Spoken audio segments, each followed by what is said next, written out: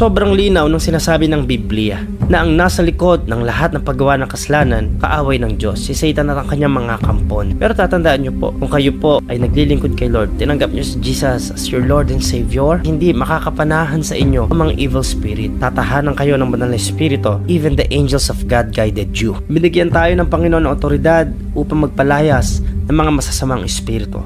Kasi ito yung ginawa din niya sa pangalan ng Panginoong Kristo. Matthew chapter 4 verse 10 hanggang 11. Pero sinagot siya ni Jesus, "Lumayas ka, Satanas, sapagkat sinasabi sa kasulatan, sambahin mo ang Panginoon mong Diyos at siya lamang iyong paglilingkuran." Pagkatapos nito, iniwan siya ng dyablo.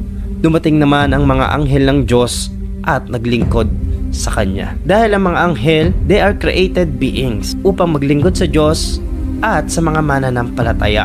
Angels are merely spirits sent to serve people who are going to be saved. Sa totoo lang, kung ang isang tao ay lingkod ng Panginoon, nagagamit ang buhay niya na naiyahayag ang salita ng Diyos, hahadlangan po talaga ng kaaway yan. Even sa mga prayers, sa mga revelation ng Panginoon, hahadlangan ni Satan para hindi makuha ng lingkod ng Panginoon. Gagawa si Satan ng lahat ng kaparaanan. Magpapadala siya ng mga demon, spirit, demon death para lang mabuksan